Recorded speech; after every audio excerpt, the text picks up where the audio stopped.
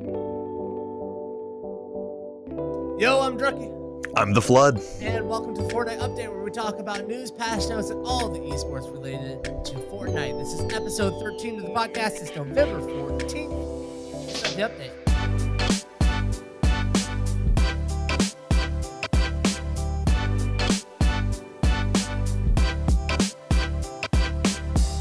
All right, Flood, patch 6.3 dropped on us today. A lot to talk about, but before we do, let's get a little bit of the viewer mail in. Last week, we asked what everyone thought about the in-game event. You remember that thing? Feels like it was like 3 months ago. It does. Gabe Galasso responded and said, the event was solid and the production quality was amazing, but I agree with you guys at the end result. I love Gabe already. That there's left more to be desired. They definitely could have changed another POI, but it looks like we have Flush Factory coming soon since the aimbot left his parachute there. Did you get to see the parachute? I actually never noticed that until we saw that. Like, that's hilarious. That never even occurred to me. So that's interesting that he caught that. I'm glad Gabe brought that up, and I'm glad he agrees with us. I like that as well. That's nice, right? Only the best people agree with us, Flood. We're very smart. We're very handsome. Pretty much the best ever streamers on Twitch and podcasters ever. Yeah, exactly. The parachute was at Flush Factory for like a very brief moment. It's not there anymore. It was there for like a couple hours. I started playing around noon on the East Coast and it was gone already. I only know about it from Twitter, so who knows? Flush Factory, it might be the next one, man. I mean, that could just be a red herring too, though. Like, that's just, they had to make them land somewhere. And but I'm excited. I like the idea of. I like that when there's story elements tweaked in. But yeah, the event with the Loot Lake, little Rift Fairies, it happened. It was beautiful. Give me more. Give me more. All right, let's get into patch 6.3. Let's start with the weapon that was added, the mounted turret. This is a legendary trap. This legendary trap can be found on floor loot, supply drops, vending machines, and supply llamas. It has unlimited ammo, but it will overheat if it's fired too often. It can be placed only on floors. You can damage the mountain turret by shooting it directly or destroying its structural support. The 4-piece is invulnerable, which is actually 5,000 damage. In once placed, any player, regardless of team affiliation, can use it. You played today. What do you think about the mountain turret, man? Yeah, this is an interesting one. This is one of those ones where I actually tweeted about this saying, can we get something vaulted before it comes out? Because that would be great. It's weird because it's a new item. It seems like it's everywhere, even though it's got a gold rarity. They're everywhere. I can't stop running into them. I'm carrying like 3 of them half the time. They're really, oh gosh, I still haven't decided because I don't think they're overpowered per se. I don't think they're also very good. The front, when you're in the turret, you're kind of defended. There's like a front plate that kind of keeps you shielded, and it's remarkably hard to hit someone when they're in a turret pointed at you. And I feel like that's a little bit rough. I was trying to deagle someone's like head poking out, and I just could not get the shot. And when that thing hits you, it hits like a truck. I can't remember how much damage it is, but it is 40 body shots, 80 to the head, no fall off damage. Gotcha. Yeah. So, oh man, it's bloomy as all heck though, so it's kind of hard to hit, but it's fun to put pressure and ruin someone's build. Like I did that in an end game where there was like 3, so I felt pretty safe sitting in it. I built up around myself and I just spammed the crap out of them every time it overheated. I hop out, build a thing in front of me. And that's the problem, is you can hop out, hop in, hop out, hop in, and there's so much potential to abuse that mechanic. Yeah. I don't know if they're useful. I don't know if I care about them. They exist. I don't think they should, but I don't care. Rough day for the mounted turret, man, because I have a few different feelings about it. In solo play, I don't think it's that overpowered. It can be a little bit overwhelming at times. You are burning mats to play against it. Yes. What I had to come up with is I was like you, where I was like, dude, I feel like I'm hitting their head, but it's doing no damage. It's hitting the turret. Yeah. I had to aim a little bit higher than I thought I need to. And then all of a sudden I was able to take care of people. Any kind of scope weapon, and you're destroying these people. If you get a sniper rifle or a scoped AR, these people are very vulnerable to being hit. So I'm terrified to sit in it. Yeah. So solos, and not so much. You get this thing in squads. That's a whole different story. I was playing with a full squad today where we all had tons of turrets, and it just gets ridiculous how much spam can go on at the same time. That makes sense. You are vulnerable, but I was playing with a group of players who knew what they were doing. And so we knew when to use them, when to not, when to meme with them. And it was just unstoppable. We won every game we had with them. And the drop rate is just crazy. I know I had a solo game where I finished with like 13 in my inventory. Yeah. That we all know the drop rates are high when they come out with items, but it's overwhelming, bro. That makes a lot of sense. I'm used to solo play, and where in solo play, I was like, I don't know if I ever want to sit in this. Like, it's terrifying. But in squads, the amount of spam, as you say, it's like when you get 4 guys with a minigun. Like, it's terrifying. So it's kind of the same concept, but worse. I think that like right away, I think they've got to nerf how much it takes to kill it. It can't be a 5,000. There needs to be a way to counter it, because it just burns your mats, and then hopefully you can push them. Maybe the cooldown, the overheat needs to be a longer cooldown for it or whatever. But it's so rough right now, man. I like that the overheat is a little bar on the turret itself. It's not a UI element. I think that's really cute and clever. They are such good designers. Like, it's just like the quad crasher where you get your turbo boost from it. These are like on the gun elements telling you not only does it have like the little meter, you can also see it on the barrel. Like, it's great. Yep. Epic does a great job with that. Their design team, like as I say, they've always had my number and my V-Bucks. All right, next big change in the weapons to items, very controversial one coming up. The pickaxe damage has been increased from 10 to 20. This is a 100% increase in damage on the pickaxe. Don't forget to pick this one up in your inventory. You don't want to run around with that one, bud. This one's hysterical because people aren't used to this yet. So when you land on a house with someone, don't hit the house. Do not try to break in the roof or the chest. You will be dead before you get that chest because I will pickaxe you to death. Yep. It's 5 shots. I have to hit you 5 times. It has led to some very hilarious starts to games, but I do feel like players are going to adapt to this quickly and realize you can't have 2 people on a roof. If you see someone on a roof, run, because they will pickaxe you. You don't even have to get a gun anymore. It's so crazy. I don't know if this needs to be nerfed. I think I might like it. Because it stops pickaxe fights because you do not want to get hit by one now. So it's kind of a good thing. It's for now, it's a hilarious thing. I don't know how it's going to pan out long term. I think it's going to change the meta of how you drop in terms of the rooftop areas like Pleasant Park. Definitely. It definitely makes it so dropping later, not getting a good drop, is actually not as punishing, because you can actually drop on someone who's almost in a roof, and you can just swoop in on them and like start like wailing on them before they know what's up. Again, the same thing as the mounted turret, playing in squads today. When you have 4 people like focus targeting with pickaxes now, it is. I didn't even think about that. Oh my God. Brutal, dude. So I don't know if this is gonna stick or not. Here's what I kind of love about Epic is that like we're all thinking about all this other stuff and like, maybe increase shotgun damage, nerf this, nerf that. Out of left field, they're like 10 more damage on that pickaxe. Let's go. Yeah. I kind of like it for this reason alone, is that earlier this week I was talking to my community about like the reason I don't like the pump damage is because it's 80 damage and like you get a shot and then you're left with nothing. I wanted shotgun damage to be raised by 10 so that you can hit for 90, 95 so you can pickaxe someone after a pump, and like that's a good balance. I guess this is a kind of a middle ground, because now you can pump somebody for 80 in the body and then hit him with a pickaxe. You don't need SMGs anymore. It's pump pickaxe. That's the new meta. I love it. Fortnite's listening to you, man. I love it.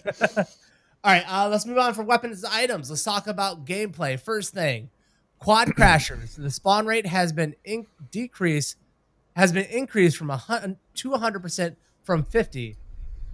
I didn't think that the quad crashers needed an increase in spawn. I thought they were all over the place anyways. Am I wrong here? This is to stop people from complaining about glider redeploy. They wanted to make sure that people weren't getting caught out of the storm. They were like, you know what? Let's make sure they have no reason to complain. There will be ways to get in the storm. You will be okay. All right. I guarantee that's what that is about. That's a good point.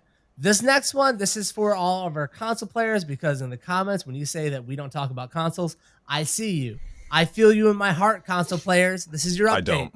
I've never seen those comments. It's weird. The gamepad bindings have been changed. The default gamepad config changed from Combat Pro to Builder Pro, and it also has updated the default custom bindings to match Builder Pro instead of Combat Pro. I don't know what that means. I have no idea what that means, but there you guys go. From everything I've heard, though, like if you're not playing Builder Pro, you're not playing the game right, so you may as well make that default. Like if you're going to play on console, you have to play Builder Pro is what I hear. So why not just make everyone play Builder Pro and learn the game the way they're going to end up playing it anyway. Much love to you console players. Just know that Drunky loves you and the Flood doesn't even care about you. Who are you? Where are you? No, I still love you guys.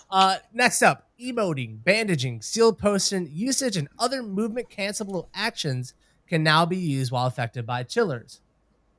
This is a nerf / buff to a chiller. I don't know where it sits. I have not tried this. This is funny. Now I'm picturing like using a potion while sliding along. Like that's very funny to me. I'm just chug-chugging as you glide along the road. Yes. Are you caught in the storm? Do you need to rotate and heal at the same time? The chiller's got you, baby. You can just steal your way in. I love it, man. Is this a desperate attempt to make the chiller useful again? Yes. No one is. I guarantee you they are feeling the hate from everybody. There's all these memes about everybody dropping the chillers the minute they pick them up.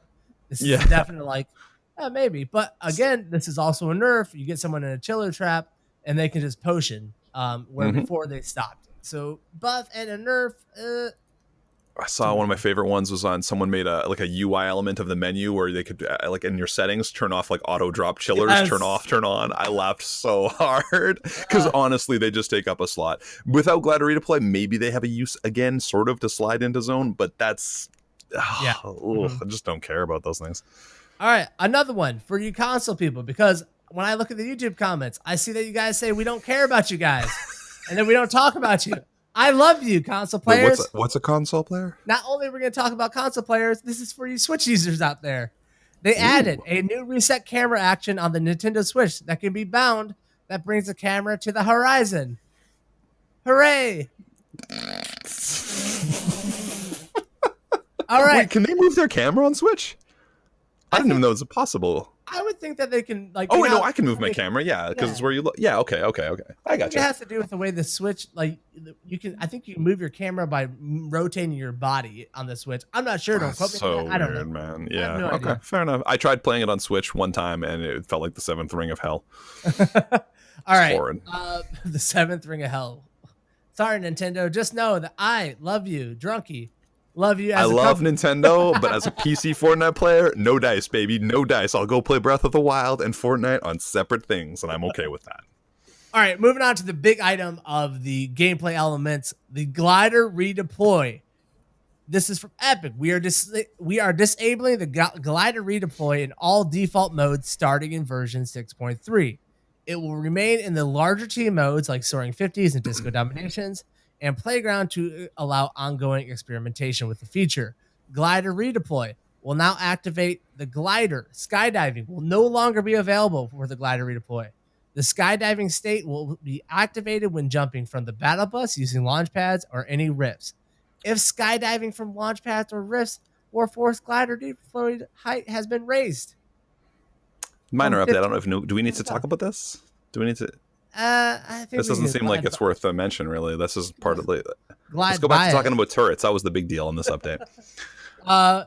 Flood, this felt like on social media and on Reddit the past few days, it kind of felt like the dam broke on Glider Redeploy, where the community liked the explosive through wall damage, all of a sudden was against it. You know, there are people who support it, but this felt like a kind of a moment, a high watermark where it's like this was enough, everyone was done with it, and now here we are. What do you think about it? And I 100% get on board with that because I'm someone who enjoys. I still have mixed feelings about this because I still feel like the rotations felt so good. I love the feeling of Glider Redeploy within the movement mechanics of the game, but it was. The game was getting really tired feeling really quickly because of third partying. But not only that, it just made everything else feel lower stakes. Your build fights didn't have the same stakes. Certain movements didn't have the same stakes because you could always get out of it. And now it feels a little more tense. It feels a little more competitive. It feels more real again. At the same time, there's certain like small like quality of life movements around the map that I really do miss. So it's interesting. It's been interesting to watch, as you say, the backlash build. I think there was a fatigue that happened. Even the people who were okay with it started to feel fatigued after a while. Like they're like, the game is really repetitive in the same way because it's constant dropping on people. I don't know. It's been really interesting to see today not having it. One of the other changes that you mentioned in there is the redeploy height of your glider. One of my last games, or my first games of the day, I had 7 kills. I came in second place. Oof. I placed down my bounce pad. I was very excited to bounce in and then swoop down, swan dive in behind a tree so I could reestablish and kill the guys who came in. I jumped on my bounce pad. I instantly had my glider out and couldn't put it away. And I was like, oh, I'm helpless. I am helpless. And because I didn't realize that change yet. Yeah. Pop, the guy rocked me because I had nowhere to go and I couldn't swan dive down into cover. It's way more significant than I would have realized. That's what they should have done with glider redeploy in, is force you to keep it out. That would have been great. I don't know if I like it on this part of it, but Anyway, glider redeploy gone. It feels like a more competitive game. Yeah. It definitely slows things down in the mid game. It feels like a weird step back, sort of, but at the same time, it's a good step. Like it feels better. The game feels better. It feels more competitive. I feel like everything has more stakes. I feel like I'm trying harder. I feel like the game is more about aiming again and more about building again. It feels more like Fortnite. Yep. Sometimes the old ways are the best ways, Flood. I absolutely love that this got taken out of the game. Like you said, I think it had to do with like a fatigue. This game to me became more exhausting than it was fun, and it happened because of glider redeploy. I think these changes they made to the system are really good changes that they should have been put in place last week. I'm not sure how coding goes. I don't know like what their schedule is. I'm not saying any of that, but if glider redeploy being a feature that the community was willing to accept, these changes need to happen last week. Yes.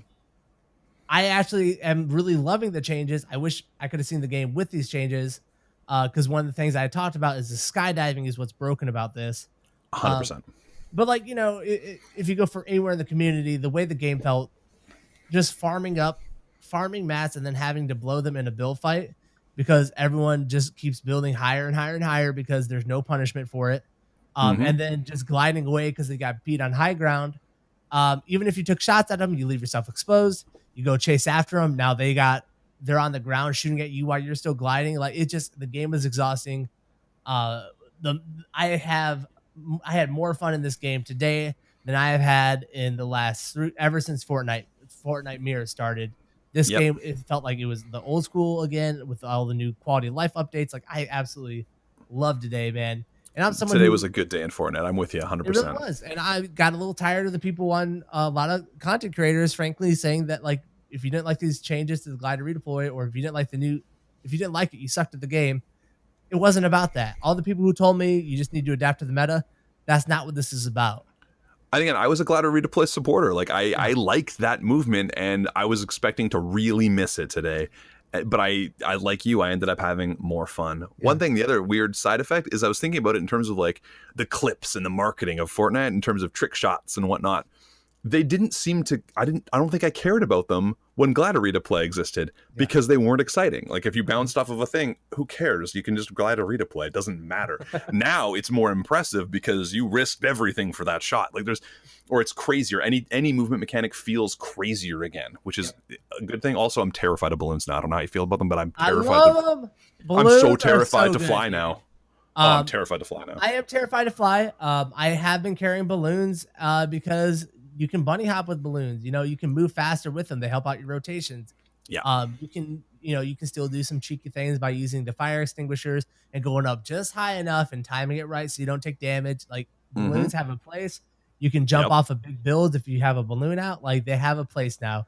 Everyone who says they're worthless, you don't know what you're talking about. You're the same people who said they were worthless when the glider redeploy was here. No, they're super valuable. They're just terrifying to me now. Like I love them when I'm rotating in and I don't think there's anyone around. I'm like, okay, I can hop in. I'll be okay. But I'm so scared of getting shot out. It's so crazy.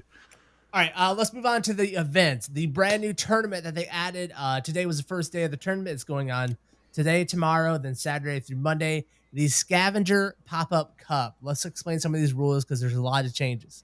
The pop-up cups are tournaments for testing temporary limited time modes. Scavenger will test several gameplay adjustments, reduce material limit, faster material harvesting, and earning health and eliminations. Your materials are capped at 500 wood, brick, and metal. Harvesting rate has been increased by 40%, and players gain 50 health when eliminating an opponent. If the health bar is full, the player will receive shields instead. What do you think about the Scavenger pop-up tournament? Totally caught me off guard. I was just playing solos and I was like, oh, there's a new event. All right, let's jump in. I loved it. I actually loved it. I loved I think everything about it. Yep. I think the capped materials is, it made me worry about materials all the time. Like every time I spent anything, I was like, oh crap, I better refill. But I could refill quickly, which was nice. Like it was nice. Every tree I hit, I'm getting a little extra. I would love it to go from 40% to maybe a 50% increase. Just give me even a little bit more per smack. The 50 health on a kill is actually, I loved it. I thought it was amazing. Like it was really, really fun. And it makes it so that you can actually recoup after a battle and keep on fighting again. Like if someone jumps on you, if you're going to get third party, like that's an answer to third partying right there. And I think it's brilliant, especially in a game where like in duos and squads, if you get revived, you get 30 health, right? So it's actually worth it to knock yourself down and get revived sometimes. This ignores all that. This pushes past that and keeps the game flowing in a way that I think is really fun. I felt really competitive. I felt really focused. I was really enjoying these tournaments. Me too, man.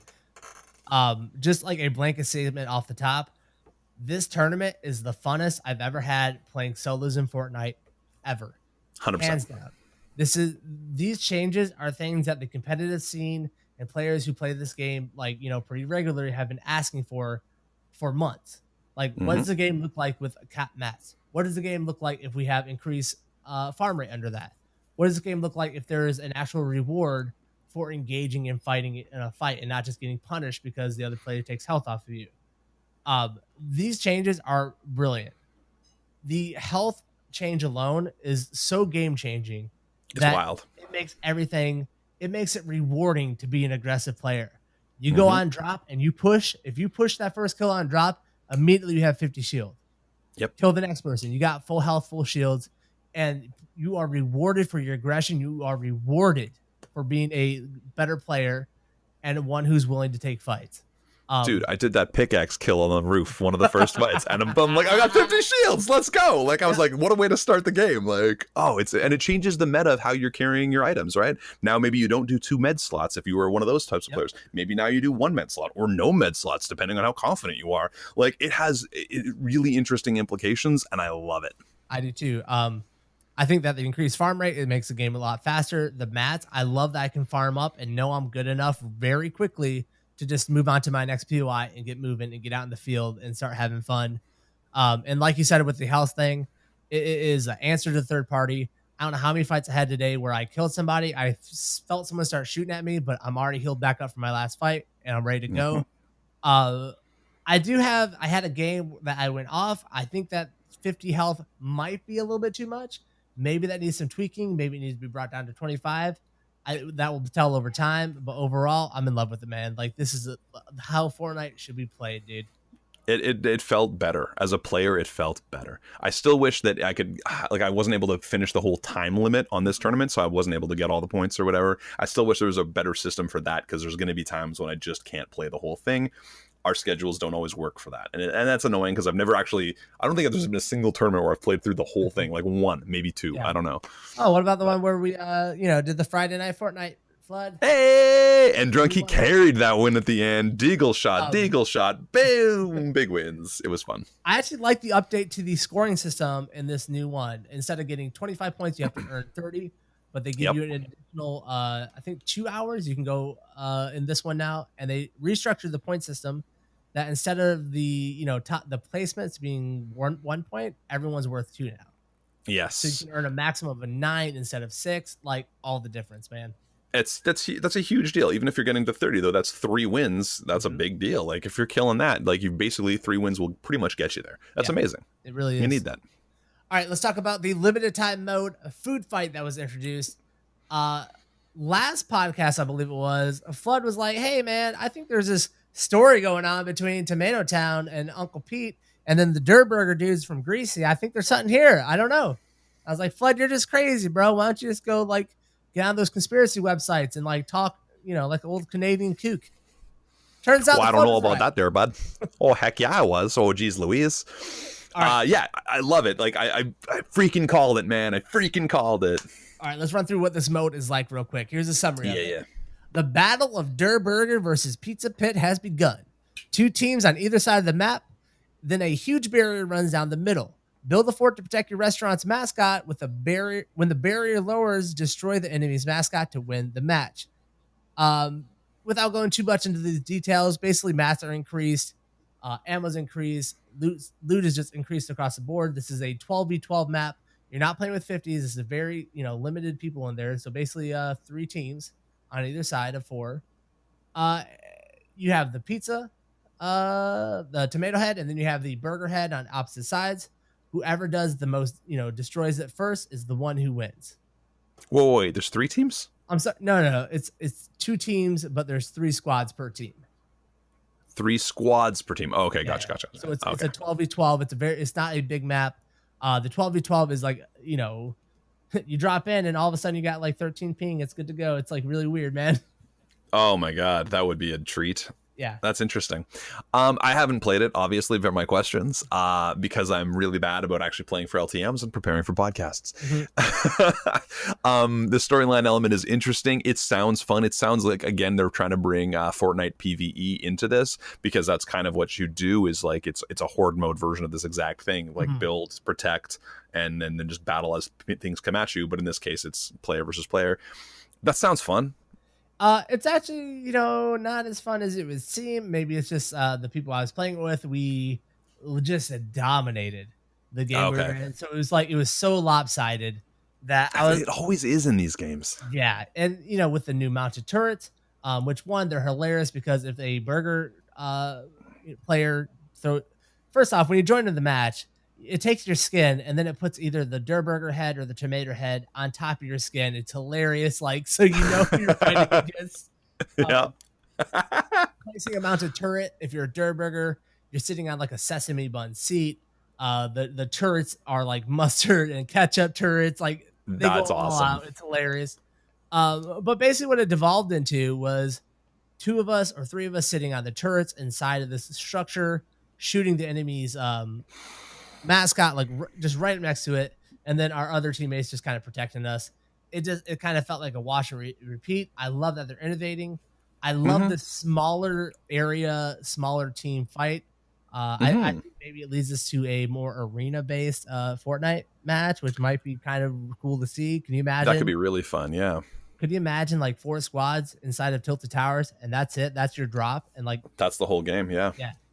I think it'd be cool. That could be really fun, especially for competitive scenes. Like you could have some really fun and interesting, like really fun to watch type stuff. That could be really interesting. Yeah. So I think this is, if Disco Domination kind of started us down this road, this is a further like how small can we take it? How much more focus can we take it? And keep building on that idea. I love it. I think that's neat. Again, though, like most LTMs, that's why I don't play them. I feel like they get lopsided easily and I get bored really quickly. Yeah. Sorry, Fortnite. I love you. Keep innovating. I love you. With version 6.3, we got some more skin leaks. So, Flood, let's jump into the skin leaks, my friend. Yeah. So some of the skin leaks that popped out, there's a punk rocker called Riot, defining pre-post-punk hardcore scene. He's got a big pink mohawk and whatnot. There's this Taro epic, Protector of the Wilds, who it looks like an anime something kind of, it's got like cool like different colors and yellows and oranges, maybe Aztecian. I don't know. It looks really cool. Like a beast with a cool mask on. It looks awesome. The one that I'm most excited about is called Caster. It's an epic one, Wandering Warlock of Wailing Woods. It looks like Deckard Cain is in Fortnite, and that's all I'm going to do is a Deckard Cain voice and wear this skin for the rest of time. He looks so cool. I'm really excited about it. His colors are like beautiful on here, man. Oh, he's stunning with that blue. Anyway, I'm so excited, and he's got a great beard. He really does. Finally, waiting for one with a good beard. The Maki Master is the female sushi chef counterpart. Looks great. I don't know. It's very plain. It's very the sushi chef, but it's good. And then Elmira. She'll literally charm you. It is the female counterpart to the warlock. She looks like she's right out of Harry Potter. She's got the big blue witch hat, and it's awesome. The back bling from the glasses, just like Harry Potter does. Like she's Harry Potter. Yeah, the back blings that accompany all these are awesome, especially the sushi chef one, the Maki Master. It looks like she's got a big shrimp maki on her back. It looks amazing. The wizard ones look awesome. Yeah. Some of those pickaxes are very similar. There's a new double bladed pizza slicer, which I'm sure you picked up, the night slicer, because you got to slice it twice. That doesn't even make sense. Why would you slice? It doesn't make. You'd have little strips of pizza.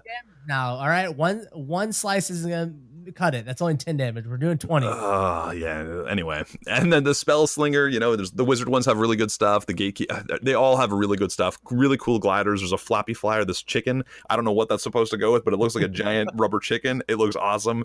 There's just tons of great stuff coming out. I'm really pumped, as I say, about that caster skin. That's all I care about in my life right now. All these skins, I don't know what you guys are gonna cop, but let me know. Man, caster I'm definitely picking up. I think that's the only one that's like a for sure cop for me. All these 100%. back blings, I'm probably gonna buy more of these just because of the back blings and just use the back blings. Yeah. Once again, epic. Outdoes himself. Just when you think like we don't have anywhere else to go with skins, they find another avenue to go down and just knock it out of the park, man. Blown away. I love it.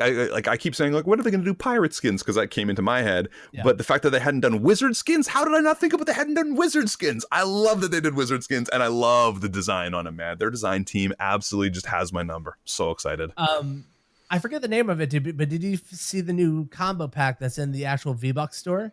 Oh yeah, Arctic something. Can't remember. It's like a reskin of the Raptor set, but only to be like snow. It's very blue. Yes, camouflage. It's ice camouflage with a glider, Viva. It's a whole set. Yeah, for $30 USDs. I think it's really neat, and I really like that set. And I think they're actually selling like physical copies, which I think the reasoning is that way they've got something to put under kids' Christmas trees. I think that's the idea. Yeah. And from a non-child's perspective, all it is a free what's it called, glider and a free pickaxe, right? Because you're basically buying a $20 skin and you're buying a $10 worth of V-Bucks. There's the $30. Yep. And then you get you're getting a free $10 worth of V-Bucks when you buy this whole set. It's a really good set. I wish it wasn't as much as it is because I'm apprehensive about spending again, but it is a really good looking set, and I'm pretty tempted. And it leads into this idea of this Arctic set, this little bit of frozen wonderland. And I think, I don't know if we've talked to you about this, but with the aimbot having frozen feet, we've got this Arctic set. Even if you go back to like the Valkyrie set with all the frozen feet, she had frozen feet again in that thing. I feel like we might be coming up on a little something, little frozen map. There's a lot of speculation about it. Thoughts? I think that we're going there. I think that we are going to take Valhalla, and I think it's going to be turned into a winter wonderland. Although I love the look of it, I love the Viking. I think that they're going to add a lot of snow up there, some Christmas lights, to make it very Christmas. What's the near Flesh Factory? That would be the Valhalla up there. The Viking Village, my friend, that is up there. That's where the aim, there's snow there. I think the Valkyrie being snow, like you said, I think the Viking Village is going to become our Santa's little helper shop. Yeah. We've got a lot of snow-based things happening right now. Are you going to cop that skin? The Arctic Raptor reskin? Recolor? I don't think I am. I mean, I got Recon Scout. That's all I want in life. There, if they make a Christmas version of Recon Scout, I'm there. Like, butter my biscuit, and I'll buy it. But I just don't think I need it. I don't think I'm going to use it. It's a skin that really stands out against everything. I'm not a big fan of white skins. I think they're very noticeable. So, unless we get a snow map, in which case they're pay to win, baby. All right, you know what? Flood just needs to work for Epic. He knows how to make money over here. All right, but we want to know. What do you guys think? Do you guys think that with all these snow-related skins and all this little things going on the map, are we getting a snow map? That's the question of the week. Make sure you drop it down in the comment section below on YouTube. If we like your answer, we'll bring it up on the podcast. That's going to do it for episode 13. But before we go, here is a very special guest appearance from our very own Kyle Crunk. Woo! No! I knew it! I knew it was him! I knew it!